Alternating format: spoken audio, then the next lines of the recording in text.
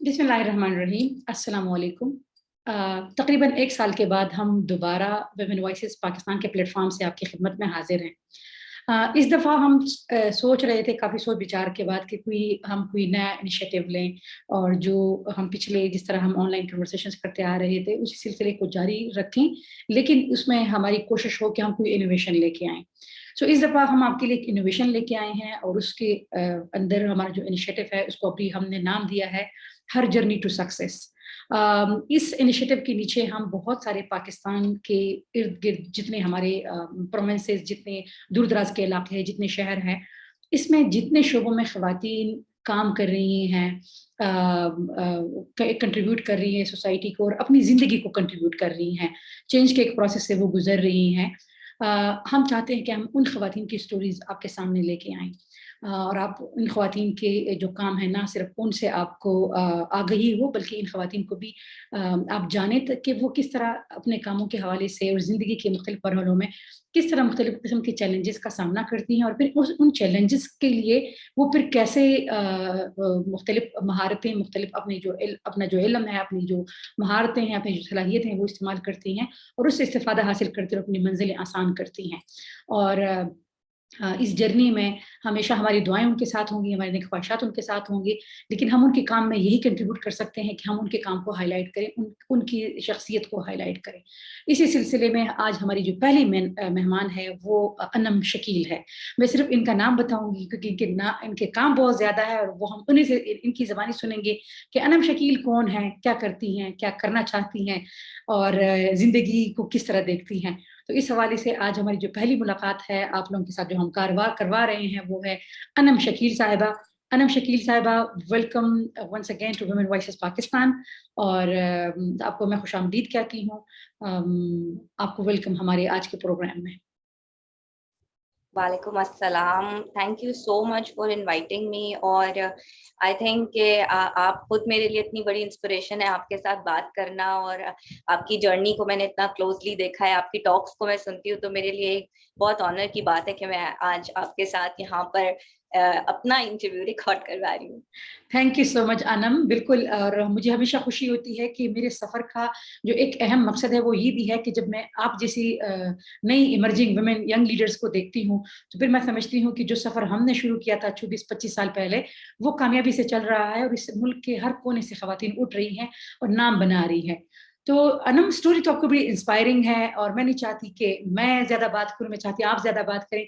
सबसे पहले तो हमारी जो सुनने वाले हैं, देखने वाले जो हैं, उनको ये बताएँ कि अनम शकील कौन है? कहाँ से ताल्लुक़ रखती है? कैसी पली-बड़ी? उसका बचपन कैसे गुज़रा? और कौन है अनम शकील?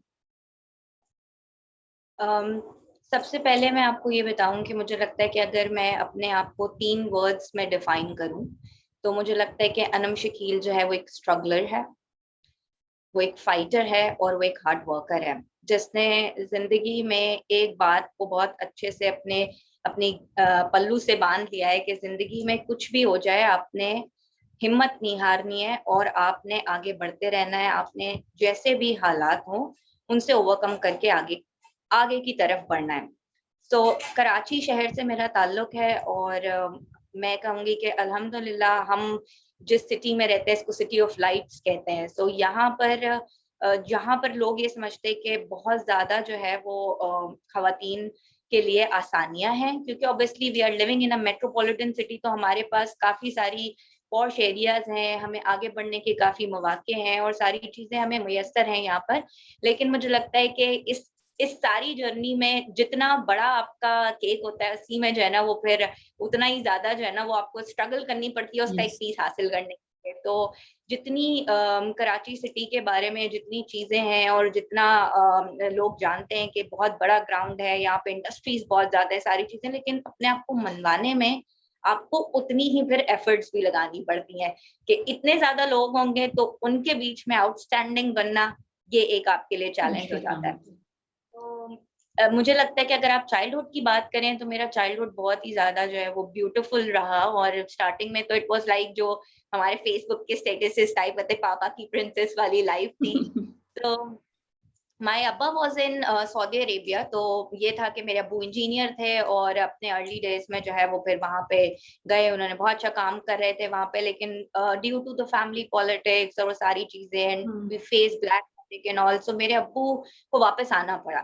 और फिर जब वो वापस पाकिस्तान आए सऊदी अरेबिया से, तो उस वक्त हालात फिर आहिस्ता आहिस्ता चेंज होना शुरू हुए। और वहां से उस चाइल्डहुड के दौरान जो 5-6 साल जिंदगी के बहुत ही खुशगवार गुजर रहे थे, तो वो सडनली फिर ये होना शुरू हुआ कि आहिस्ता आहिस्ता ग्रेजुअली आप फाइनेंशियली जो है वो वीक होते चले गए, क्योंकि अब्बू को अब यहाँ आने के बाद जीरो से स्टार्ट करनी थी चीजें। सो ये एक चैलेंजिंग टाइम शुरू हुआ। हम्म। और फिर आपको स्ट्रगल का मतलब जो है वो आना, क्योंकि आप अपने फादर को स्ट्रगल करते हुए देख रहे थे। My mother is a typical housewife, तो उनकी एक अपनी जर्नी है, एक घरेलू औरत की, उनके घर की, उनके खानदान की, उनकी अपब्रिंगिंग की, वो एक बिल्कुल डिफरेंट जर्नी थी। और फिर जो जर्नी आपने स्टार्ट करनी थी वो बिल्कुल डिफरेंट थी, वो कहीं भी हम्म। रेजोनेट नहीं कर सकती थी। सो अब्बू की लाइफ को देखते हुए, उनकी हार्ड वर्क, अम्मी की हार्ड वर्क, इन सबको देखते हुए एक आपके पास एक चीज तो आपके ब्लड में आ गई थी कि आपने हम्म। हार्ड वर्क तो करना ही करना है। बिल्कुल। और बिल्कुल। जैसे आपके पेरेंट्स अपनी लाइफ में स्ट्रगल कर रहे हैं और हार नहीं मानते और कहते हैं कि नहीं, हमें अपने बच्चों को आगे लेके जाना है, इनको पढ़ाना है, तो व्हाई नॉट आप भी इसी चीज को फॉलो करें और अपना जो है वो अपनी जर्नी को स्टार्ट करें यहाँ से। So this was about my childhood के उसकी स्ट्रगल वहां से शुरू हम्म। होती है। और फिर आपको की लिमिटेड इनकम होती है, उसमें आपने अपनी स्टडीज को कंटिन्यू करना है और हम्म। फिर आप आगे आपने चलना है। तो एक चीज तो क्लियर थी कि हमारे फाइनेंशियल रिसोर्सेज की वजह से हम्म। हमें जो ऑप्शंस हैं वो हमारे मेजोरिटी या तो स्कॉलरशिप्स हों या फिर वो पब्लिक सेक्टर के हों, ताकि हमें कुछ ईज ऑफ लाइफ मिल सके उसमें। बिल्कुल। Thank you so much Anam, ये मेंशन करने का, क्योंकि पाकिस्तान में अगर हम देखें जो आपकी फैमिली है, इस तरह के बहुत सारी फैमिलीज आपको इर्द गिर्द मिलेंगी। तो मैं समझती हूँ कि आपकी स्टोरी आज जितनी भी लड़कियां सुन रहे हैं, इवन जितने लड़के सुन रहे हैं जिनको इस तरह की मुश्किलात का सामना करना पड़ता है, आप जब बात करती हैं, आप जब अभी बोल रही हैं, तो वो स्पार्क जो है वो आपके अंदर से निकल के आ रहा है आपकी बातों से, जो कि अल्टीमेटली ये मकसद बता रहा है कि गिव अप नहीं करना है, अपनी स्ट्रगल जो है वो कंटिन्यू रखनी है। डिस्पाइट के हालात और मुश्किलात कैसे भी हों, आपकी फैमिली भी मुश्किल हालात से गुजर सकती है, लेकिन आप आगे बढ़ते जाएं। तो वो जो एक कुछ करने की लगन है, वो आपकी बातों से, आपकी आंखों से, आपके अल्फाज से वो निकल निकल के सामने आ रही है। सो मैं समझती हूँ कि this will be a hope actually for many youth, specially girls, जो कि इस वक्त पाकिस्तान में बहुत डिफिकल्ट सिचुएशन में मुख्तलिफ सेक्टर्स में काम कर रही है। अच्छा अनम, आपसे मतलब ये मैं जानना चाहती हूँ कि हर किसी का कुछ एक ड्रीम होता है, हर कोई अपनी जिंदगी में कुछ बनना चाहता है। या तो ये हम अपनी फैमिली में सुनते आते हैं कि जी आपने ये बनना है, या हमारे अपने खुद से भी कुछ चीजें होती हैं कि हम चाहते हैं कि हमने कुछ बन के दिखा, मतलब निकल के आना है हमने। क्योंकि जिंदगी का, हम हमेशा कहते हैं जिंदगी का कोई ना कोई मकसद है, और खुशकिस्मत होते हैं वो लोग जो अपनी जिंदगी का मकसद पा लेते हैं। तो आपकी, जब आपका ये चाइल्डहुड गुजर रहा था, आप पढ़ रही थी, आप बड़ी हो रही थी, वो कौन सा ऐसा ख्वाब था जिसको लेके आप चाहती थी कि अनम शकील जो है ये मेरी आइडेंटिटी होगी, ये मुझे बनना है? क्या आप वो बन पाई, या अभी भी वो स्ट्रगल जारी है, उससे आप गुजर रही है? और वो क्या था जो आप बनना चाह रही हैं, वो ये सफर आपका कैसा है? अच्छा, मैंने आपको इसीलिए अपने चाइल्डहुड के इंट्रोडक्शन में बताया कि एक चीज तो बड़ी क्लियर हो गई थी कि यूनिवर्सिटी जो है वो हमारी, जो हमारी पढ़ाई होगी वो एक पब्लिक सेक्टर यूनिवर्सिटी से होगी।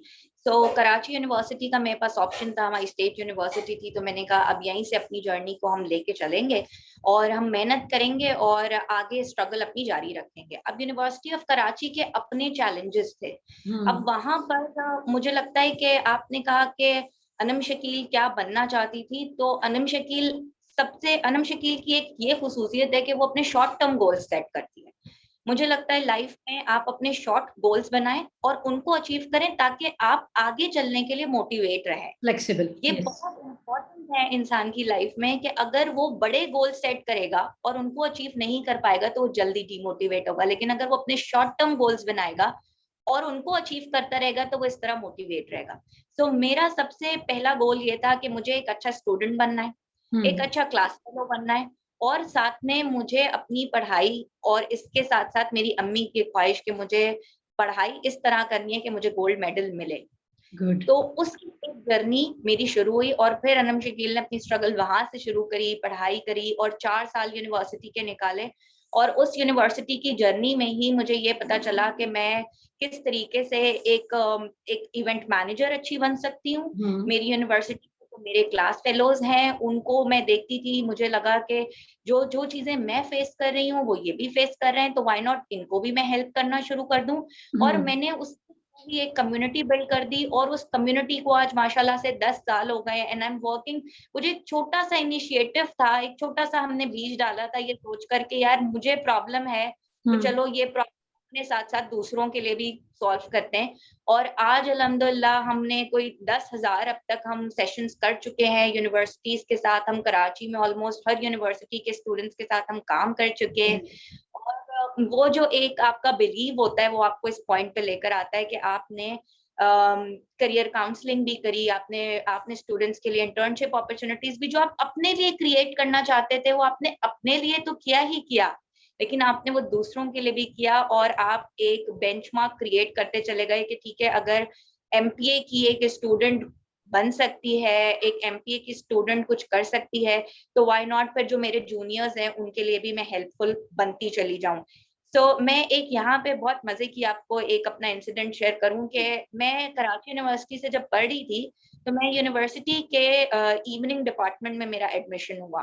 तो जब हमारी पूरी 4 इयर्स की जर्नी कंप्लीट ऑलमोस्ट होने लगी तो हमने अपनी डिग्री का फॉर्म सबमिट करवाने के लिए जब हम गए तो हमें पता चला उस वक्त कि आपको जो पोजीशन होल्डर्स हैं जिसका हम ख्वाब लेके चले थे कि हमें एक शॉर्ट टर्म गोल था कि हमें गोल्ड मेडल हासिल, वो वहीं हो गया। और जब हमें ये पता चला कि उन्होंने कहा कि इवनिंग के जो स्टूडेंट्स हैं कराची यूनिवर्सिटी में उनको गोल्ड मेडल नहीं दिया जाता। अनफॉर्चुनेटली आप बड़ा डिमोटिवेट होते हो उस पॉइंट ऑफ टाइम पे, आपके आंसू गिरना शुरू हो जाते हैं, आप बोलते हैं ये क्या हो गया। और बस मैं वही कहूंगी कि आप अपनी हसरतों पे आंसू बहाते हैं और 4 साल की मेहनत के बाद आप जाते हैं और सो जाते हैं कि आप क्या कर सकते हैं। नेक्स्ट डे आप उसी मोटिवेशन से उठते हैं, फिर आपने अपनी डिग्री कंप्लीट करनी है, आपका फाइनल ईयर आपने कंप्लीट करना है और सारी चीजें। और जब कॉन्वोकेशन का दिन करीब आता है तो उस वक्त अनाउंसमेंट होती है वाइस चांसलर की तरफ से कि इस बार ये पहला साल है जिसमें इवनिंग के स्टूडेंट्स को भी gold. Oh my God, wow, अच्छा, माशाल्लाह, good. was the history making gold medal जो आप, फिर मुझे लगा कि at the end of the day आप जब मेहनत करते हैं, आप हार्ड वर्कर होते हैं। उसी से मैंने रियलाइज किया कि लाइफ में हार्ड वर्क करना कितना इम्पोर्टेंट है, कि अल्लाह ताला आपकी मेहनत को रायगा जाने ही नहीं देते। अल्लाह ताला देख रहे हैं कि 4 साल आपने हर चीज से सरवाइव किया है, आपने जितने चैलेंजेस थे उनको ओवरकम किया है। आपका घर भी है, आपके पेरेंट्स भी हैं, आपकी सोशल लाइफ भी है, उसके साथ साथ आपकी यूनिवर्सिटी के टफ सिचुएशन है। 120 स्टूडेंट क्लास में पढ़ रहे हैं, उनके साथ आपने बैठना है, उनके लिए भी कम्युनिटी में भी आपने अपना रोल प्ले करना है, को-करिकुलर एक्टिविटीज भी करनी है, उनके साथ साथ आपने गोल्ड मेडल भी लेना है। सो दिस वाज समथिंग जो कि आप एक जर्नी के तौर पे लेके चल रहे थे और अल्लाह ताला ने आपको उसका सिला इस तरह दिया कि आपको उन्होंने बोला लीजिए आप हिस्ट्री बना दीजिए। बिल्कुल, और ये तो बहुत खुशी की बात है। और मैं आप कह रही हूँ मेरी आंखों में खुशी के आंसू आ रहे हैं, क्योंकि मैं जब एक लड़की को देखती हूँ और इतना पैशन उस पे अगर होता है, और पर ये जो सक्सेस आप बता रही है, ये अचीवमेंट बता रही हैं, सो this is something so beautiful. और मैं समझती हूँ कि ये मोटिवेशन है। आपने जो बेहतरीन बात ये की है कि हमारे लोग बड़ी जल्दी डिसअपॉइंट हो जाते हैं। एक मतलब आप जर्नी करते हैं, आपको कामयाबी मिलते हैं, आप खुश होते हैं, आप थोड़ा सा गिरते हैं, आपको थोड़ा सा नाकामी का सामना होता है तो आप गिर पड़ते हैं, जो कि सबसे बड़ी हमारी मिसअंडरस्टैंडिंग है। मैं समझती हूँ हम जितना अपनी नाकामियों से सीखते हैं या जितना वो हमें चैलेंज करती हैं कि आपने ना इससे बढ़ के वो करना है, इतनी कोई चीज़ ज़िंदगी में मोटिवेटिंग नहीं होती। और मैं समझती हूँ कि मेरे अल्फाज अपनी जगह, लेकिन आपकी जो मिसाल है ये इसकी सबसे बड़ी सबूत है। Thank you so much Anam for sharing this story, this is so amazing and I think this is inspiration for the entire youth of Pakistan and across. जो जितनी यूथ आपको सुन रही है उनके लिए एक मिसाल है। और आपकी अपनी इनफरादियत भी आपने बता दी कि आप एट अ टाइम आप कितनी चीज़ें कर रही हैं। ख़वातीन तो हैं ही मल्टीटास्कर, लेकिन इतनी खूबसूरती से आप उसको कैरी कर रही हैं कि आप अपना घर भी संभाल रही हैं, आप अपनी अम्मी की भी एक तरह से इतनी हेल्प कर रही है, आपको उनकी सेहत की फ़िक्र होती है, उनकी फ़िक्र होती है, फिर आप अपनी स्टडीज़ में भी आउटस्टैंडिंग की जा रही है, और साथ में आप दूसरे ऐसे तलबा और यूथ की जो हमारे मुल्क में एक बुनियादी मसला है करियर काउंसलिंग का, वो आप कर रही हैं। तो मैं समझती हूँ कि आप बहुत बेहतरीन काम कर रही हैं। लेकिन साथ में अनम ये है कि ये जितना बेहतरीन काम है, जितनी कामयाबियाँ हैं, इसमें जितने चैलेंजेस हैं मजीद हम जानना चाहेंगे, क्योंकि जितने लोग यूथ स्पेशली है वो मुश्किलात से घबरा जाते हैं। तो आप लोगों की स्टोरीज में मैं हमेशा ये चाहती हूँ ना कि ये चीजें निकल के आए कि ये जो आप कर रही हैं, चाहे आपकी स्टडीज हैं, आप अपना करियर भी बना रही हैं, या आप ये जो करियर काउंसलर का काम कर रही है, आपके मुख्तलिफ और इनिशिएटिव्स बहुत सारी हैं, आप बड़ी एक्टिव नजर आती हैं कराची में मुख्तलिफ प्लेटफॉर्म्स पे, आप जाके एज ए मोटिवेशनल स्पीकर बात करती हैं, बहुत सारी चीजें आप करती हैं।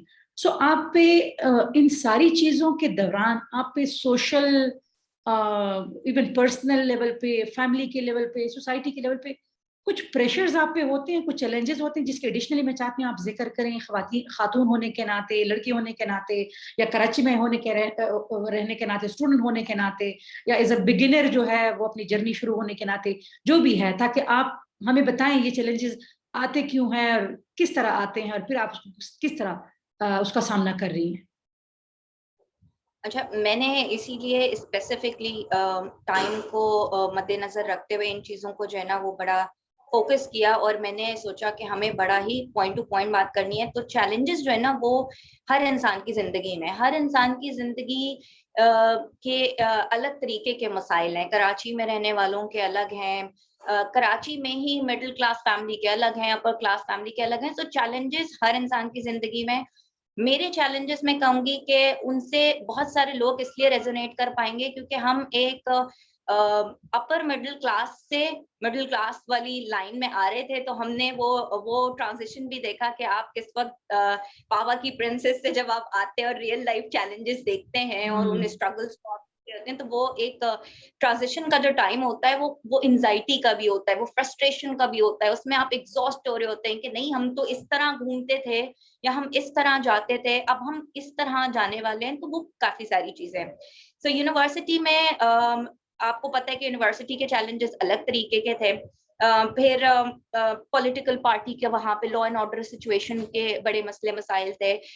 यूनिवर्सिटी जाने के लिए ट्रैवलिंग के बड़े मसले मसाइल थे। तो ये वो चैलेंजेस थे जो आपको रेगुलर बेसिस के ऊपर फेस करने थे। फिर मैं इसमें जरूर जिक्र करूंगी कि जब आप बस में ट्रैवल कर रहे होते हैं तो आपको पता है एक छोटा सा कंपार्टमेंट है बस में, खवातीन के बैठने का एक छोटा सा कंपार्टमेंट है, उसके अंदर भी आपको 10 तरह के इशू हैं कि अगर आपको मेल साइड वाली उस पर बैठ जाएं तो आपको टचिंग के बहुत सारे इश्यूज हैं। ये वो इशू है जो आप रियल लाइफ में फेस करके इनको आगे चल रहे होते हैं। तो मैं ये चीजें देख रही होती थी और मैं बोलती थी कि मतलब मैंने लोगों को देखा है कि वो जानबूझ के, कंडक्टर कभी इस साइड से गुजरेगा कि वो इधर से टच कर ले या इधर से टच करता हुआ निकल जाए।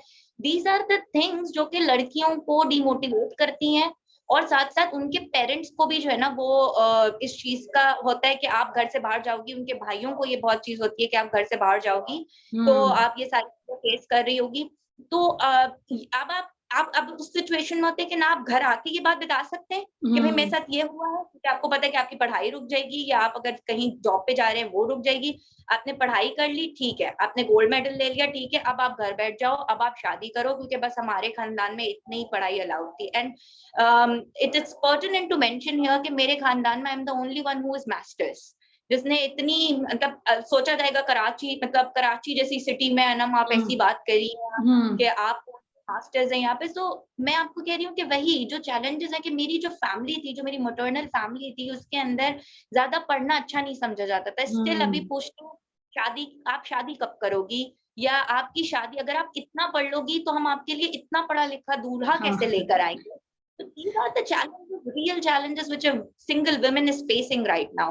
तो यंग लीडर्स हैं, यंग वुमेन हैं जो आना चाहती हैं, इंडस्ट्री में आना चाहती हैं, पढ़ाई कंटिन्यू करना चाहती हैं। इतनी सारी लड़कियां हैं जो सिर्फ MBBS इसलिए करती हैं कि उनको अच्छा खानदान मिलेगा, क्योंकि ज्यादातर लोगों को डॉक्टर बहू चाहिए। तो ये वाला जो फिनोमेना है ये हर लड़की अपनी लाइफ में फेस करती ही चली आ रही है। मेरे साथ ये था कि मुझे खानदान से पढ़ने की परमिशन नहीं मिल रही, मुझे पढ़ना भी था, मुझे गोल्ड मेडल भी लेना था, मुझे यूनिवर्सिटी भी आना जाना करना था। फिर अच्छा अब पढ़ाई कर ली, चलो अब शादी कर देते, नहीं अभी तो करियर बनाना है, अभी तो मुझे इंडस्ट्री में काम करना है, मुझे इंडस्ट्री में जाना है। तो इंडस्ट्री के जो आपने कहा सोशल इश्यूज जो होते हैं ना, ये तो एक फैमिली इश्यूज थे जो आप कनेक्ट कर सकते हैं। फिर आपके आते हैं जो एक्सटर्नल प्रेशर होता है, जो कल्चरल और सोसाइटल प्रेशर्स होते हैं। उसमें आप ये प्रेशर था कि आप एक तो अकेले यहाँ से ट्रैवल करके वहां तक जाना, अगेन सबसे बड़ा इशू कि आप ट्रैवल करके जाएंगे। फिर दूसरा उसमें सबसे बड़ा इशू ये था कि मेल डोमिनेंट सोसाइटी थी, मर्द हजरात बहुत ज्यादा थे, उनके साथ आपको लेके चलना था कि male dominant society. So I was telling कि आपके जो सोशल और कल्चरल प्रेशर्स हैं, सो एक उसमें ये था कि एक तो आप मेल डोमिनेंट सोसाइटी में हैं, मेल डोमिनेंट सोसाइटी में आपने अपना नाम बनाना है, क्योंकि खवातीन आगे आ ही नहीं रही हैं, क्योंकि यंग गर्ल्स आगे आ ही नहीं रही हैं पढ़ाई के बाद, चाहे वो कोई भी टास्क फोर्स हो, चाहे वो डॉक्टर्स हो, चाहे वो आईटी सेक्टर में हो, चाहे वो इंजीनियरिंग सेक्टर में हो। बहुत दुख होता है आपको ये देखकर कि लड़कियां इसलिए पढ़ती हैं कि बस वो पढ़ लें और फिर उसके बाद उनकी अच्छे घरों में शादी हो जाए। बिल्कुल। मैंने बहुत सारी अपनी फीमेल फ्रेंड्स को भी ऐसे देखा कि जिन्होंने इंजीनियरिंग की, जिन्होंने मास्टर्स किया हमारे साथ की, और उसमें से हार्डली कोई एक या दो अपनी अपनी अपनी फील्ड में आई। बिल्कुल। मेल डोमिनेंट सोसाइटी इसीलिए बन गई और जो सेक्टर था वो इसीलिए ज्यादा डिस्टर्ब रहा कि फीमेल्स है ही नहीं। तो जहां भी मैं जॉब करने के लिए गई, वहां I was the only one girl with 70 to 80 men who is working alone. So मैं ऐसी माइनॉरिटी में हूँ, so वो एक अलग चैलेंज है। I cannot go out for a sutta breaks, I cannot go out for chillings. तो मेरे लिए तो वैसे भी अच्छा होता यही है कि जब आप बाहर जाते हैं तो लड़के लड़के खड़े, कोई भी बात डिस्कस हो गई, वहां पे कोई पॉइंटर डिस्कस हो गया, या अगर आपके मेल बॉसेस है तो वो अपने मैनेजर्स के साथ डिस्कस हो गया, फिर आप बीच में रह जाते हैं, आप तक वो बात कम्युनिकेट करना भूल जाती है समटाइम्स। बिल्कुल। सो ये एक चैलेंज था। फिर एक और चैलेंज जो स्पेसिफिकली मुझे लगता है हिजाबी गर्ल्स के लिए ज्यादा रेजोनेट कर पाएंगी कि आप जो हैं वो पीआर एंड कम्युनिकेशंस की फील्ड में है, आपने मार्केटिंग करी है, and now you are saying कि आप दुपट्टा पहन के जाएंगी। बिल्कुल। मॉडर्न होना है, यू नो, आप तो इस तरह मिनिस्टर्स के साथ जाएंगी, गवर्नर्स के साथ जाएंगे, you are conducting press conferences and you are sitting with a scarf and dupatta, so this is something, you know, you need to work on this. And I was like, okay, so these are the challenges which you are facing on the daily basis being a young girl, being a young leader. आपको बहुत सारी चीजें face करने को मिल रही होती हैं, और स्पेसिफिकली हमारी सोसाइटियल वैल्यूज के साथ हम अगर चलने की कोशिश करते हैं और अपनी पहचान बनाने की कोशिश करते हैं, तो मुझे लगता है कि एक journey being a women difficult थी, और फिर जब आप अपनी टर्म्स पे चलने की कोशिश करें तो वो दूसरी डिफिकल्टी हो जाती है। बिल्कुल। तो दीज आर द थिंग्स जो कि आपने फेस की।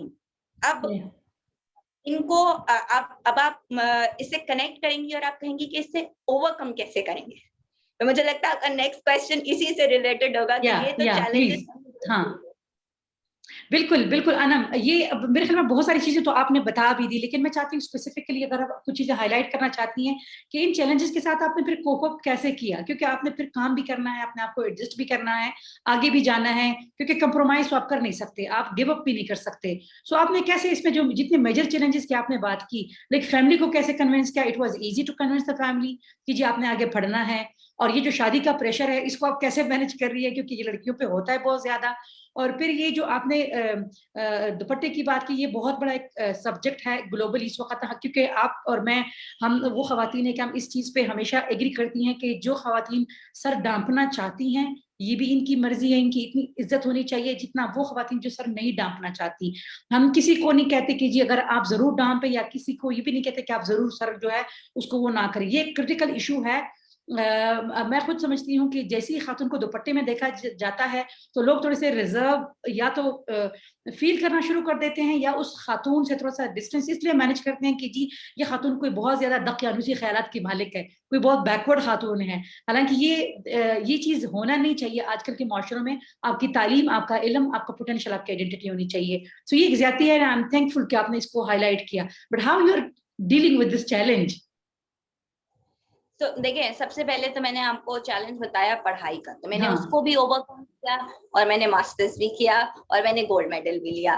तो ये तो सबसे पहले ही मेरी मैटरनल फैमिली को इसका जवाब मिल गया कि भाई she is excellent kind of a girl who is a rebellious, और इसने वो करना है। और मैं समझती हूँ इसमें सबसे बड़ा क्रेडिट जो है ना वो फिर आपके पेरेंट्स को जाता है। और पेरेंट्स में पे भी स्पेसिफिकली पेरेंट्स के अंदर भी आपकी मदर को, क्योंकि उनकी सपोर्ट होती है। मुझे लगता है कि जिस तरह हम कहते हैं हर कामयाब मर्द के पीछे एक औरत का हाथ होता है, इसी तरीके से कामयाब औरत के पीछे भी एक औरत का एग्जैक्टली, हाथ होता है, और बिल्कुल। वो उनकी माँ ही होती हैं जो कि आगे लेके चीजों को चल रही होती हैं। और अगर वो शायद इतनी सपोर्ट ना दिखाती और वो अपने भाइयों से और अपनी बहनों से और अपने मिलने वालों में ये ना कहती कि भाई मेरी बेटी मेरी जिम्मेदारी, तो वो ना शायद ये कर पाती। तो मेरे लिए ये काम इसलिए आसान हो गया कि मेरी एक तो अम्मी ने इस चीज को स्टैंड लिया, और फिर दूसरा ये कि मेरे पास बड़ा एक स्ट्रांग था कि मेरे अब्बू जब मुझे नहीं रोकते या मेरा भाई जब मुझे नहीं रोक रहा, तो फिर मैं आपके कहने पर क्यों चलूंगी। जब तक आई एम आंसरेबल, तो I am answerable to my family first, then my society.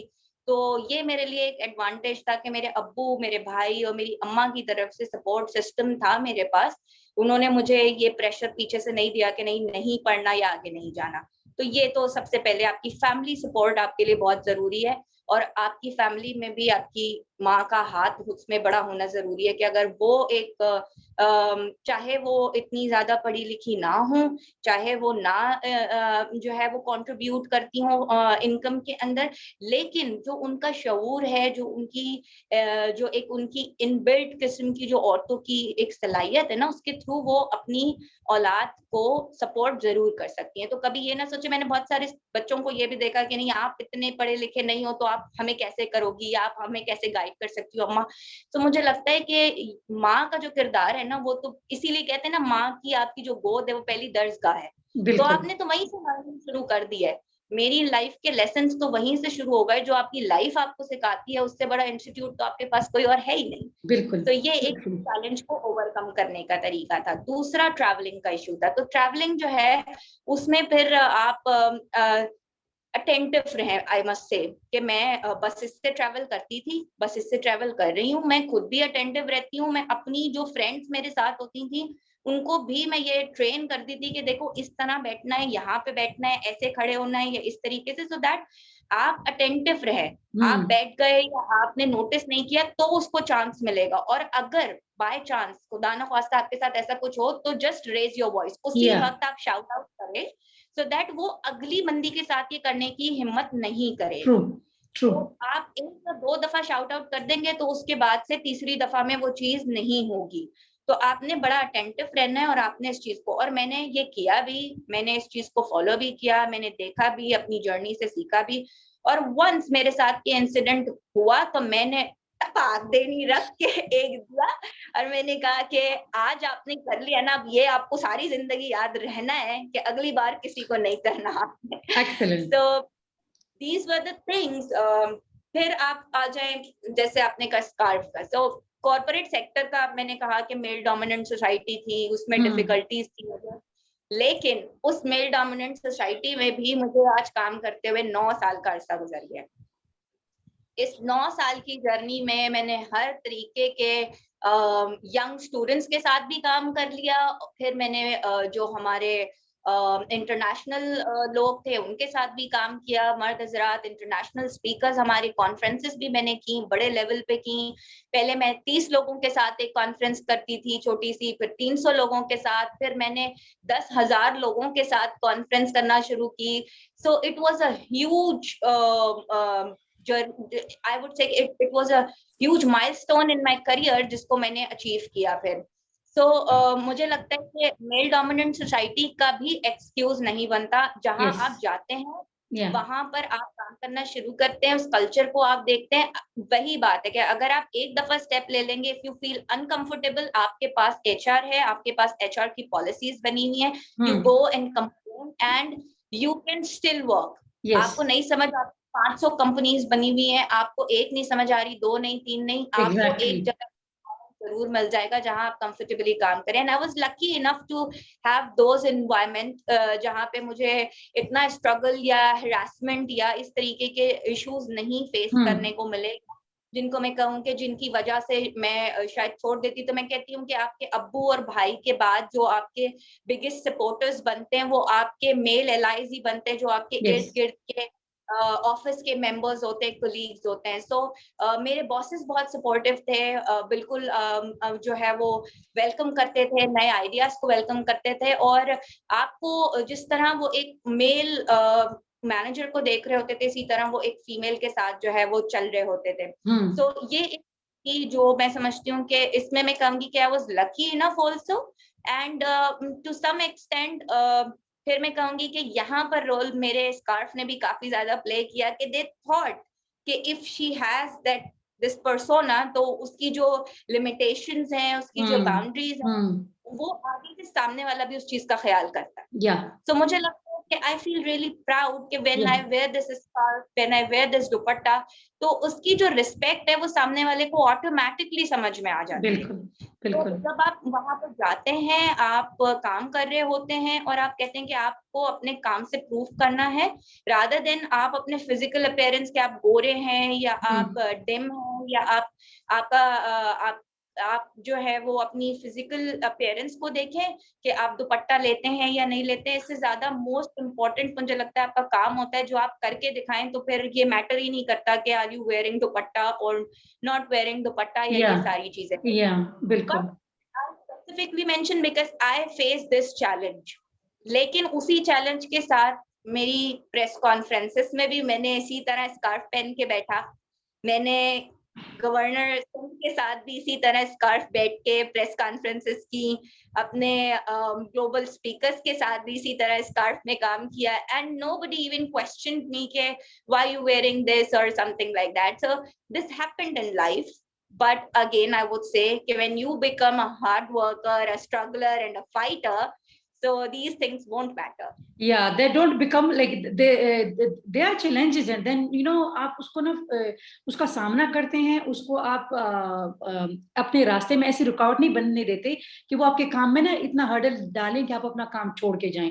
अच्छा, आपने बड़ी अहम बात जो मैं जरूर हाईलाइट करना चाहती हूँ अनम, आपने कहा कि आपके काम के दौरान आपके जो अलाइज होते हैं, या अगर आपको एक इदारा सूट नहीं करता तो आप दूसरे इदारे में जा सकते हैं, और कॉर्पोरेट सेक्टर में तो फिर बहुत सारी मतलब इस तरह की जो वैरायटी है वो अवेलेबल है। लेकिन आपने ये जो बात की ये बड़ी अहम है कि जहां आपके मुखालिफिन होते हैं वहां पे आपके हम ख्याल लोग भी हो सकते हैं। हम ये नहीं कह सकते कि सारे लोग जो है वो एक जैसा सोच रखते हैं। आपने खुद कहा कि मुझे बड़े अच्छे बॉसेस मिले, मुझे कुछ ऐसे कोलीग्स मिले जिन्होंने हमेशा मुझे उल्टा सपोर्ट किया मेरे उस पे। हाँ, कहीं ना कहीं से ये जो हमें एक अल्फाज के जरिए नहीं, लेकिन वो कुछ खास जेस्चर्स के जरिए जो हमें एक मैसेज मिलता है कि दुपट्टा है तो इशू है, ये खातून शायद इतनी मॉडर्न नहीं है, या शायद जो है इतनी घुल मिल नहीं सकती, वो चीजें एक परसेप्शन है जो आपको इनडायरेक्टली लोग कम्युनिकेट करते हैं, एंड वी गेट दैट। हम खवातीन बड़ी अलर्ट होती है, हमें हर तरह का मैसेज जो है उसको कैप्चर करना और उसको फिल्टर करना हमें बड़ा क्विक आता है। और मैं समझती हूँ कि खुदा ने हमें एक अच्छी सलाहियत दे दी है कि हम बड़ा जल्दी जो है एक रवैये को थोड़ा सा समझते हैं, फिल्टर करते हैं, फिर उसको कहते हैं। लेकिन एक उन चीजों को अपने पर्सनैलिटी का इस तरह से हिस्सा नहीं बनाना चाहिए कि वो हमारे लिए एक नफ्सियाती मसला बने, क्योंकि मैंने कुछ खवातीन को बड़ा स्ट्रेस में जाते देखा है कुछ इश्यूज के हवाले से। तो अगर कोई और गलत सोचता है तो आप उसके लिए रिस्पॉन्सिबल नहीं है, आप अपनी सोच के लिए रिस्पॉन्सिबल है। सो आपके साथ मेरा अगला सवाल है इसी अनम, आपके के साथ बड़ी खूबसूरत गुफ्तगू जो है वो जारी है। मैं समझती हूँ कि जितने हमें सुनने वाले लोग हैं वो भी बड़ा इसको एंजॉय करेंगे, और बाद में हमारे साथ अपनी कमेंट्स शेयर कर सकते हैं, अपनी राय शरीक कर सकते हैं कि उन्होंने अनम से क्या सीखा, और अनम की जर्नी जो है वो उनके लिए कितनी हेल्पफुल है कि वो अपनी जब जर्नी, जो जिंदगी का जो सफर है इटसेल्फ जर्नी है, वो उसमें इन चीजों को कैसे देखते हैं या उसको कैसे इस पे अमल कर सकते हैं अनम की जर्नी से सीखते हुए। सो अनम, इतनी एफर्ट आप कर रही हैं, आप पढ़ भी रही हैं, आप घर का भी ख्याल रखती हैं, आप करियर काउंसलिंग भी कर रही हैं, आप बहुत सारे इदारों में और भी काम करती हैं, ये सारी मेहनत अनम को क्या दे रही है, अनम को क्या बेनिफिट दे रही है? मुझे लगता है कि इंसान अपनी जिंदगी में जो है वो कुछ, जैसे मैंने आपसे कहा ना, शॉर्ट टर्म गोल्स बनाता है और फिर कुछ लॉन्ग टर्म गोल्स होते हैं। सो मेरे शॉर्ट टर्म गोल्स के अंदर जब मैंने स्टार्ट किया नहीं मालूम था कि ये क्यों है, क्योंकि उस वक्त मुझे बस ये होता था कि इसको अचीव करना है, इसको अचीव करना है, इसको अचीव करना है। And then afterwards I realise कि इन सब चीजों को अचीव करते करते मैं जो भी एक लेवल अचीव करती हूँ उसमें मुझे अप्रिसिएशन मिलती है, सो व्हाई नॉट उसको थोड़े और बिगर स्केल पे करें। तो वो चीजें कंट्रीब्यूट करती गई और हम आगे बढ़ते चले गए। और अब मुझे लगता है कि दिस पॉइंट ऑफ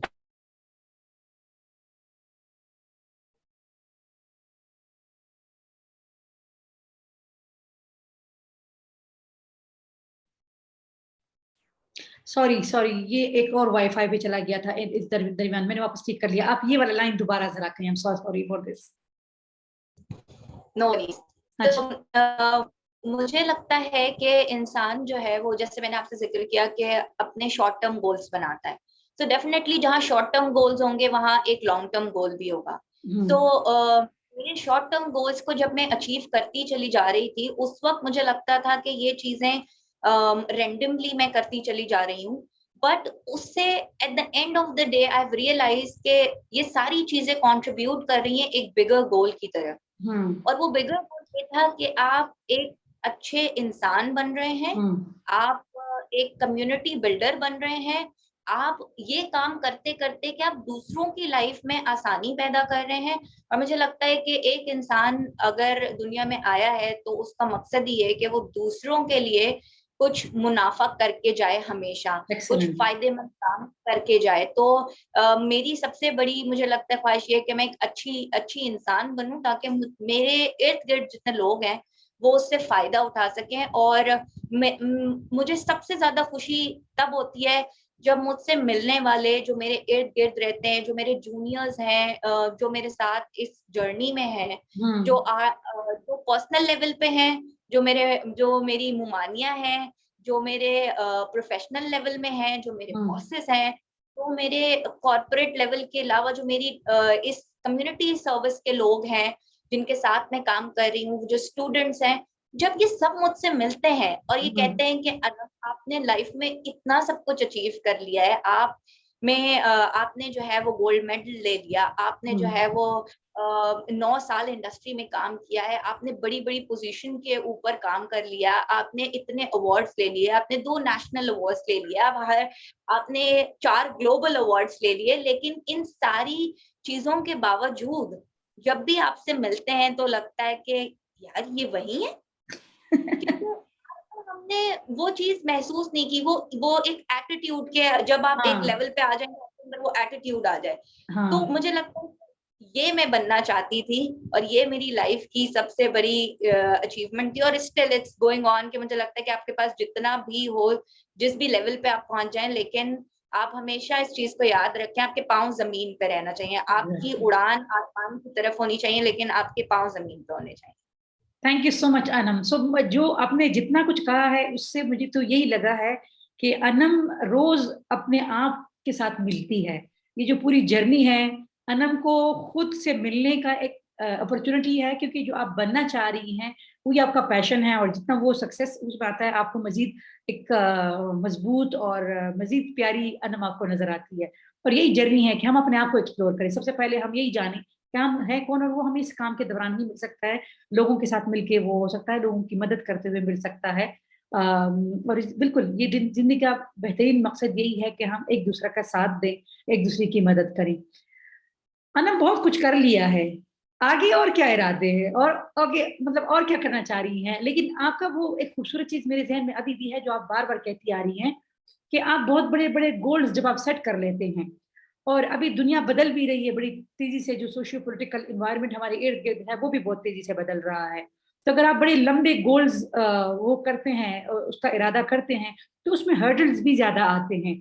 इसलिए आपकी जो स्ट्रेटेजी है ये बेहतरीन है कि आप जो है वो शॉर्ट टर्म गोल्स प्लान करती हैं, क्योंकि शॉर्ट टर्म को आप अचीव कर लें स्टेप बाय स्टेप, मतलब वही आप लॉन्ग टर्म की तरफ ही जा रहे हैं, लेकिन आप स्टेप्स में जा रही हैं, शॉर्ट टर्म गोल्स को आप जा रही हैं। तो ये तो आपने बहुत बड़ा अच्छा टिप दे दिया है आज की जितने सुनने वाले लोग हैं, जितनी यूथ है।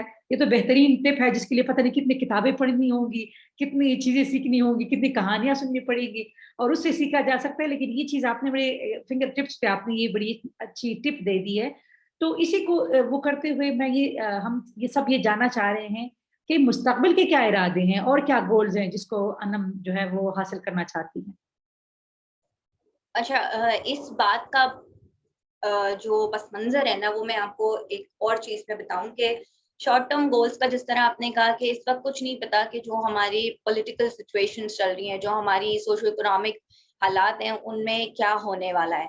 तो मुझे लगता है कि हमारी जो आज की यूथ है ना, उसके लिए एक जिस तरह कहते हैं ना कि आपकी वॉर्स हुई थी, वर्ल्ड वॉर 1, वर्ल्ड वॉर 2, अब मुझे लगता है कि जो हमारी वर्ल्ड वॉर 3 जिसको हम कहते हैं, वो होती है टेक्नोलॉजिकल जो आपके इश्यूज़ हैं।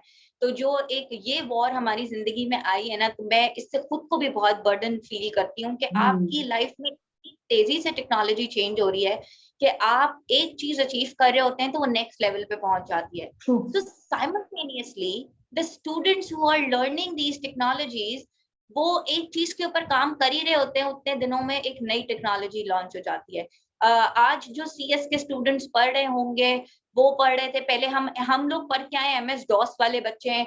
फिर उसके बाद अगर आज हम देखें तो हमारे पास पाइथन आ गया, डेवऑप्स आ गया, और आपके पास 10 तरह की लैंग्वेजेस क्रिएट हो गई। सो वो जो एक प्रेशर हम डेली लाइफ में, कि पहले जो हमारे पेरेंट्स थे उनके पास ये प्रेशर नहीं था। हम्म। पहले जो स्टूडेंट्स थे उनके पास ये प्रेशर नहीं था। मेरी समटाइम्स बैठने के बाद अपनी वालदा से भी ये डिस्कशन होती है कि अम्मी, उस टाइम पर बीए बहुत बड़ी चीज होती थी कि या। आपने बीए किया हुआ है। अब इस वक्त आप मास्टर्स किए हुए हैं, तो आपने डबल मास्टर्स क्यों नहीं किया है? अगर हम्म। आपने अपना बीए फार्मेसी में किया है, तो आपने अपना एमबीए मार्केटिंग में ट्रू। क्यों नहीं किया है? तो ट्रू। आपको फार्मास्यूटिकल कंपनी में जॉब नहीं मिल सकती है। So these are the things which are making more issues in our life. और इन चीजों और इन चैलेंजेस के साथ हमको अपनी एफर्ट्स को, पहले हमारी एफर्ट्स लगती थी, अब हमारी एफर्ट्स मल्टीप्लाई हो गई हैं। सो आई कंप्लीटली अंडरस्टैंड कि जो आजकल की यूथ डिप्रेशन है, एंजाइटी हम्म। है, अनएम्प्लॉयमेंट है, या मेजोरिटी ऑफ द केसेस में हम देख रहे होते हैं कि जब नहीं जॉब्स मिलती तो कहीं भी जॉब, जो जॉब फर्स्ट जॉब मिले वो कर लेते हैं। सो ये चीजें आपको जरूर डिसअपॉइंट करेंगी आने वाले हालात में भी। कोविड जब आया, उस वक़्त भी मैं आपको कहूँ, मेरी ज़िंदगी का मुझे नहीं मालूम था कि क्या होने वाला है, ठीक है? मुझे हम्म। नहीं मालूम था हम्म। कि बिल्कुल कोविड जब अपने पीक पर आएगा, और ठीक अप्रैल 2020 में जब सारा लॉकडाउन हो जाएगा और 4 महीनों के लिए सब कुछ बंद होने वाला है, तो मुझे नहीं मालूम था कि मेरे फादर की डेथ हो जाएगी।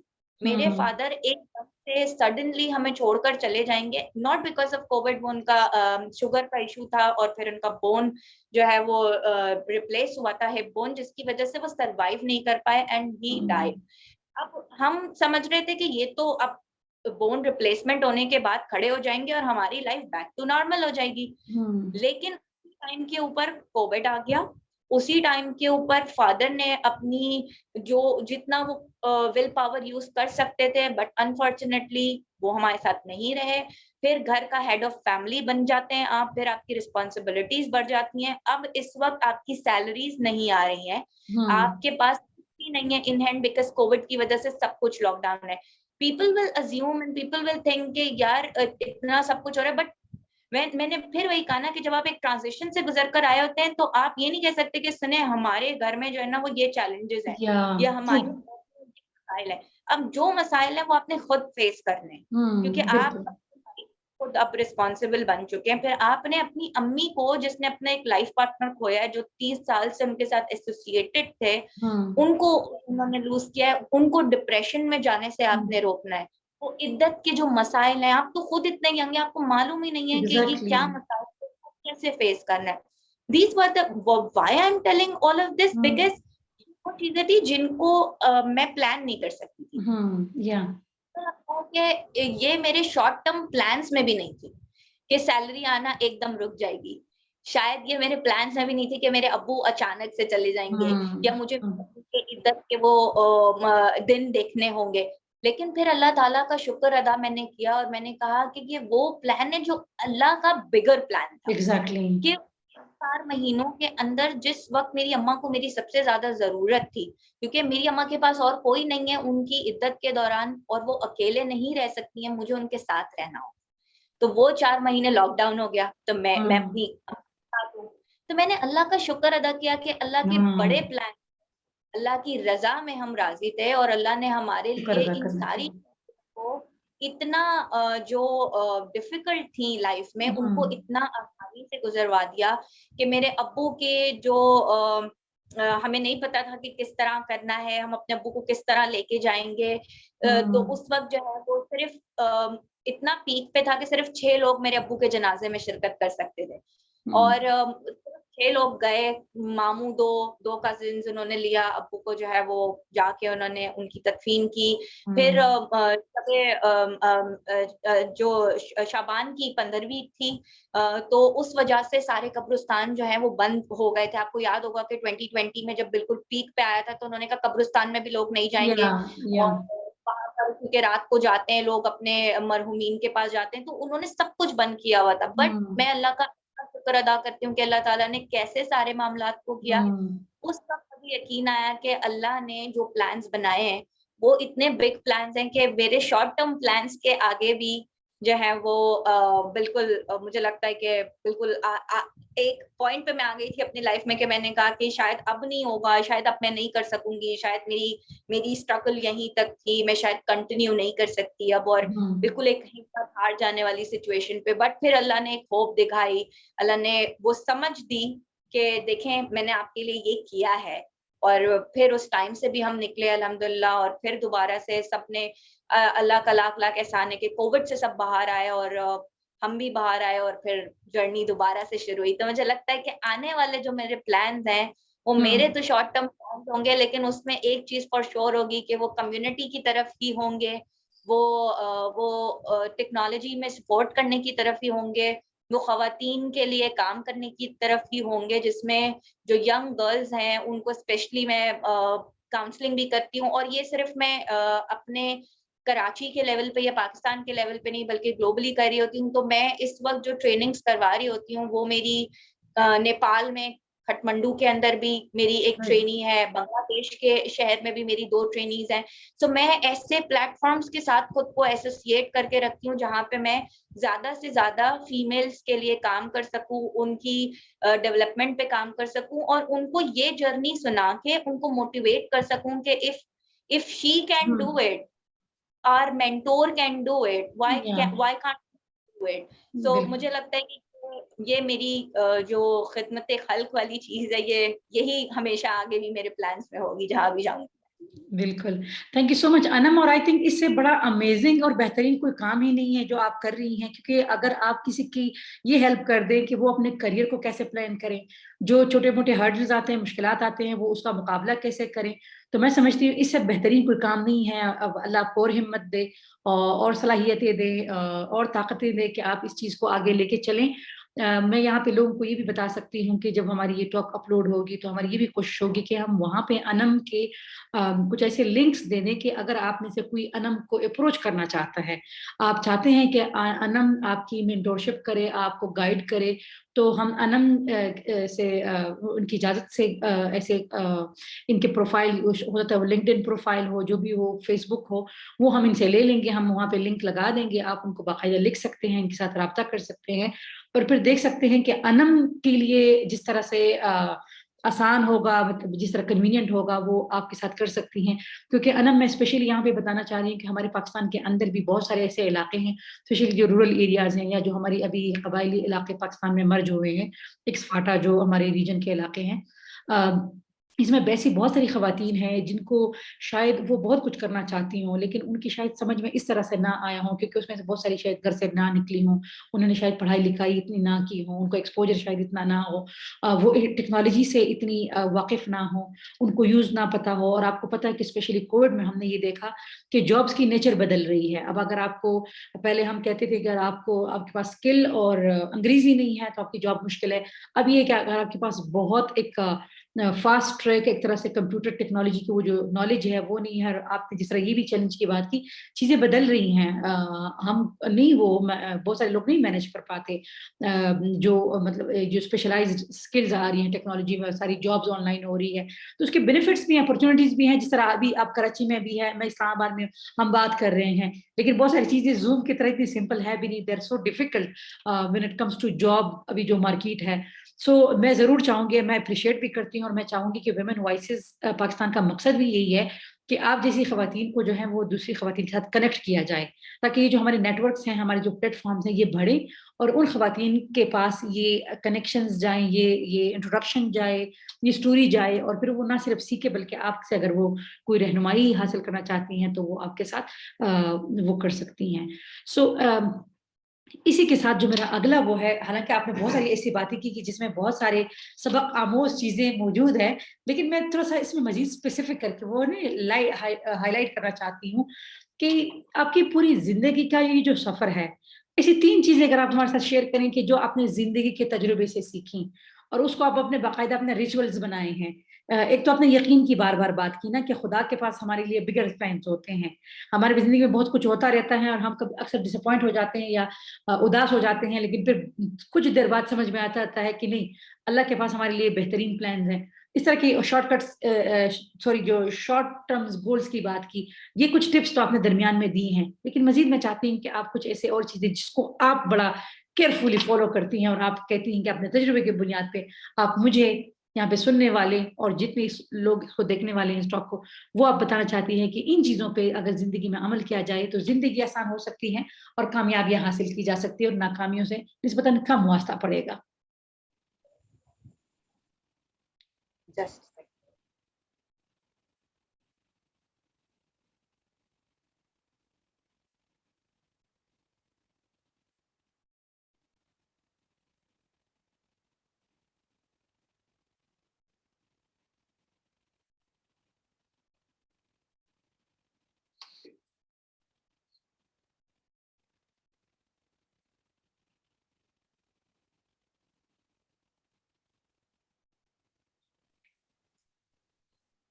राइट। सो आपने मुझसे पूछा कि वो क्या 3 चीजें होंगी जिनके बारे में मैं बात करूं। तो मेरी अभी एक बहुत रिसेंटली मैंने एक टॉक की थी जिसके लिए मुझे बुलाया गया था, एक फार्मास्यूटिकल कंपनी ने इनवाइट किया था इंटरनेशनल वुमेन्स डे पे। तो वहां जाने से पहले मैं ये सोच रही थी कि मैं क्या बात करूंगी। उन्होंने कहा कि आपने 15 मिनट्स में अपनी पूरी लाइफ की जर्नी जो है वो हमारे साथ शेयर करनी है ऑडियंस के साथ, और उस ऑडियंस में डिफरेंट जो है वो फील्ड से लोग बैठे हुए थे। फार्मास्यूटिकल कंपनी के बहुत सारे लोग थे, उसी कंपनी के जो है वो एमडी सीईओज बैठे हुए थे, फिर उसी में बहुत सारी डॉक्टर्स बैठे हुए थे, मेल डॉक्टर्स, फीमेल डॉक्टर्स, उसमें जो है वो सिविल सोसाइटी से लोग थे, उसमें पॉलिटिशियंस थे। तो I was worried about it कि मुझे किस तरह बात करनी चाहिए और मैं ऐसा किस तरीके से मैं अपनी 9 साल की जो मेरी करियर की जर्नी है और जो हाँ, मेरे बचपन के हालात है, इन सबको डॉट्स को कैसे कनेक्ट करके मैं उनको जो है वो 15 मिनट में बता दूं। तब आई रियलाइज कि मुझे इसको सम अप करने के लिए अपनी लाइफ को दोबारा से रिकैप करना पड़ेगा कि मैं क्या वो 3 चीजें हैं जिनको मैं डिस्कस करूं। And then I came to know that I have 3 C's of success in my life. तो वो जो 3 C है मेरी लाइफ के, उसमें आई थिंक जब मैं वो शेयर करूंगी तो आप इस पूरी स्टोरी को उसमें सम अप कर पाएंगी। कि पहला C है करेज। अगर मेरे पास करेज ना होता तो मैं शायद पढ़ती भी नहीं और मैं कहती ठीक है, फैमिली में मना कर दिया, बैठ जाते हैं, नहीं जा सकते, या बाहर नहीं ट्रैवल कर सकते, या मेरे साथ ट्रैवलिंग के चैलेंज हैं, मेरे अब्बू के पास टाइम नहीं है मुझे यूनिवर्सिटी छोड़ने के लिए, या मेरा भाई छोटा है तो वो मुझे नहीं छोड़ने जा सकता है, तो मैं बाहर कैसे जाऊंगी, हाँ, क्योंकि मेरी अम्मा हाउसवाइफ है, वो तो कभी अकेले नहीं निकली हैं। लेकिन अगर मैं करेज ही ना करती तो शायद मैं नहीं कर सकती थी अपनी लाइफ में कुछ भी अचीव। ऑसम। दूसरा मुझे लगता है कि कमिटमेंट। जब भी मैंने अपनी लाइफ में अपना कोई भी शॉर्ट टर्म गोल बनाया है तो उसके साथ मैंने अपनी कमिटमेंट शो की है कि चाहे कुछ भी हो जाए फिर इसको पूरा करना है। उस कमिटमेंट की दौर में चाहे मुझे ये प्रूफ करना ही क्यों ना हो कि अगर मैं आज इन 70 मर्दों की प्रोजेक्ट हेड हूँ और मैं इस प्रोजेक्ट को लीड कर रही हूँ, तो अगर ये मर्द हजरात इस वेन्यू के ऊपर रात तक वेंडर्स के साथ बैठे हैं तो मैं भी सुबह के 5 बजे तक वेंडर्स के साथ काम करवाऊंगी। अगर वो कमिटमेंट मैं शो ना करूं तो मुझे लगता है कि मैंने, जब हम अपना आईसीसी वर्ल्ड कप का प्रोजेक्ट कर रहे थे, that was a huge project in my life. तो उसकी तैयारी में मैं सुबह 5 बजे फजर की अजान हो रही थी and I was still at the venue, क्योंकि मैं उसका पूरा फैन पार्क देख रही थी और मुझे उसको लेके चलना था।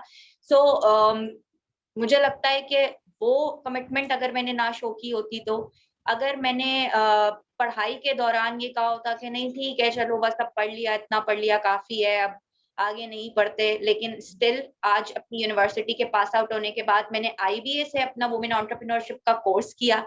देन मैंने अब यूनिवर्सिटी में जाके अपना प्रोजेक्ट मैनेजमेंट के लिए डिप्लोमा किया, जस्ट बिकॉज ऑफ दिस कि मुझे अपने साथ अपनी जो मेरा कंपटीशन है कि मैं लास्ट ईयर कहाँ थी आज कहाँ हूँ, ये दिखाना है खुद को दिखाना है कि अनम तुम हार नहीं मान सकती। Yes. So that is the commitment. And the last C जो कि मेरी स्टोरी को जो है वो बहुत ही ब्यूटीफुली मुझे लगता है कि कवर करता है, वो है कंसिस्टेंसी।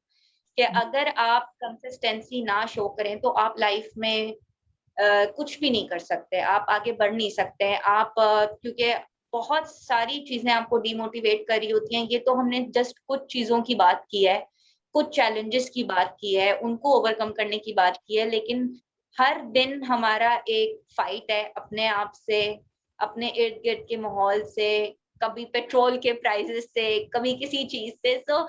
मुझे लगता है कि अगर हम कंसिस्टेंसी से चलते रहें और थोड़ा करके भी चलें, तो हम उस टर्टल की तरह होंगे जो रैबिट से अपनी रेस जीत गया था। बिल्कुल, thank you so much Anam. और मैं like I am impressed, your story is so inspiring. और जो आपकी समरी आपने 3 अल्फाज में, ये जो 3 आपने गुर दिए हैं आज, ये बिल्कुल ये लाजमी है। I can so much relate to it in my entire life. आपकी कमिटमेंट में कमी है, आपकी मुस्तकिल मिजाजी में कमी है, आपको खुद पर एतमाद नहीं है, आप में वो करज नहीं है कि आप फेस कर सकें, सोसाइटी को फेस कर सकें, चैलेंजेस को फेस कर सकें, तो आप वाकई में कुछ नहीं कर सकते। So thank you so much for this बेहतरीन सबक, और जो जिंदगी से आपने सीखा है। मैं समझती हूँ कि किताब से आपने नहीं सीखा, हालांकि किताब से भी अच्छी चीज़ सीख के जा सकती हैं, लेकिन ये आपने अमली जिंदगी से, अपनी जर्नी से सीखा है। So thank you so much for sharing this Anam. और आखिर में कोई चीज़ ऐसी जिस पे मतलब आप चाहती हैं कि आप हमारे ऑडियंस के साथ शरीक करें, या अपने स्टॉक के हवाले से कोई बात करना चाह रही हैं, या वुमेन वॉइसेस के प्लेटफॉर्म से कोई मैसेज आप देना चाहती हैं, आप हमारे साथ वो शरीक करें। और बहुत अच्छा लगा आपके साथ।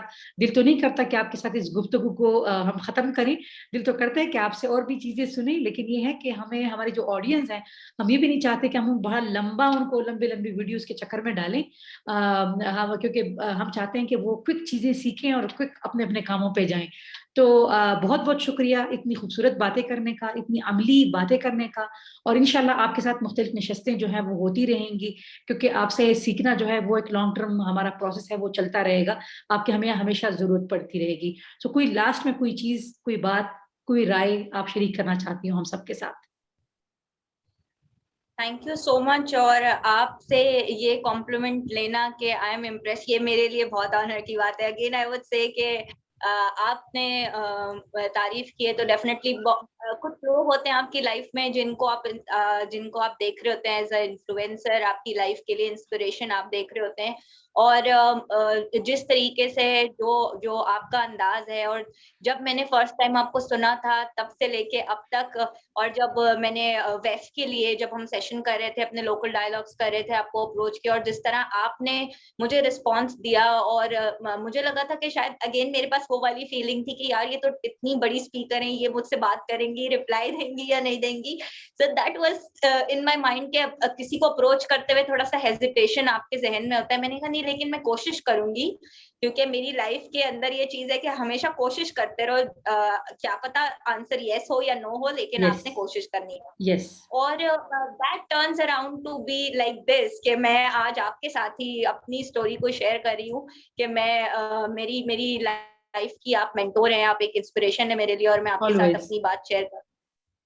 Thank you so much. और मैं बिल्कुल आपके प्लेटफॉर्म के साथ मैं एसोसिएटेड हूँ। जब भी किसी भी स्टूडेंट को मेरी जरूरत हो, मैं अभी अपनी वेबसाइट के ऊपर भी काम कर रही हूँ, anamshakil.com, बहुत जल्दी मैं उसको इंट्रोड्यूस कर रही हूँ। सो उसमें भी मैं अपना मेंटोरिंग का एक पूरा प्रॉपर टैब बना के रखूंगी, जहाँ पे students can book my slot and they can get the free counselling and this career counselling. और प्लस ये कि मैं अपने जो मेरे ग्रुप्स हैं वो तो ऑलरेडी काम कर रहे हैं इस चीज के ऊपर कि जहां पर इंडस्ट्री एकेडमिया लिंकेजेस के ऊपर बहुत काम हो रहा है ऑलरेडी। और मैं इंटर्नशिप्स के हवाले से, जॉब प्लेसमेंट्स के हवाले से ऑलरेडी बहुत ज्यादा हेल्प आउट स्टूडेंट्स को कर भी रही हूँ, और अपनी वेबसाइट के थ्रू भी मैं कोशिश करूंगी कि ज्यादा से ज्यादा अपॉर्चुनिटीज मैं यंगस्टर्स के साथ शेयर करूँ।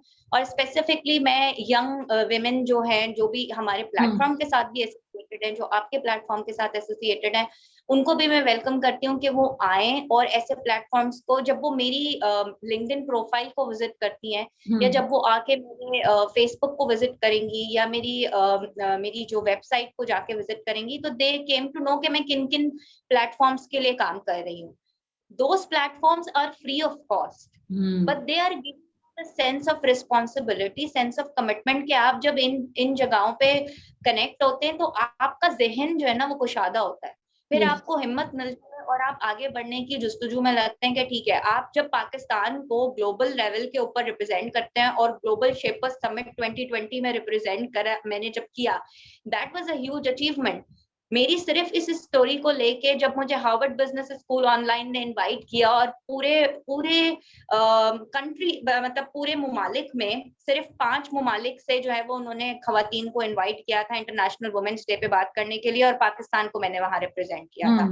So these were the things जो कि आपको अचीव होती हैं eight the end of the day. आपको वो कहते हैं ना, आपके सब्र का फल आपको मिल रहा होता है, आपकी एफर्ट्स का फल आपको मिल रहा होता है। तो मुझे लगता है कि ये मेरी वो एफर्ट्स हैं जो मैंने पैसों के लिए नहीं की थी कभी भी। मुझे बहुत सारे लोग बोलते हैं ना, आपको पैसे मिलते हैं, आप आपकी सेशन करती हैं, आपको पैसे मिलते हैं, तो मैं बोलती हूँ everything is not money. Exactly. आप कम्युनिटी वर्क कर रहे होते हैं, और जब आप अपनी सोसाइटी को गिव बैक कर रहे होते हैं, जब आप एक दरख्त लगा रहे होते हैं, जब आप एक जगह स्टूडेंट्स के साथ बात करने जा रहे होते हैं, जब 300 बच्चे बैठे होते हैं और आप अपनी स्टोरी जाके उनको बताते हैं, और अगर आप किसी चीज के लिए चार्ज करना शुरू कर देते हैं, तो मुझे लगता है कि मैं अपना जो कॉर्पोरेट, जो मेरा CSR वाला पार्ट है ना, ये वो है कमाने के लिए। I am a full time job जो बहुत जबरदस्त मैं काम कर रही हूँ ऑलरेडी। मुझे लगता है कि इंडस्ट्री में मैं अपना जो नाम मुझे बनाना है, जो मुझे इंडस्ट्री के साथ काम करना है, दैट्स द सेपरेट थिंग। जो मुझे कम्युनिटी के लिए काम करना है, दैट्स द सेपरेट थिंग। जो मुझे घर में अपनी चीजें देखनी है, शायद व्हेन देयर इज अ रिश्ता काइंड ऑफ थिंग जो आनी है, और उसके बाद वो पूछेंगे खाना बनाना आता है या नहीं आता। तो वी आर अ मल्टीटास्कर, जहां से हमने बात शुरू की है। तो मुझे लगता है कि ये तो शादी के लिए पूछना ही नहीं चाहिए कि आपको खाना बनाना आता है या नहीं। तो ये these are the things which are part of life. Just commitment and consistency के साथ आप आगे चलते रहें।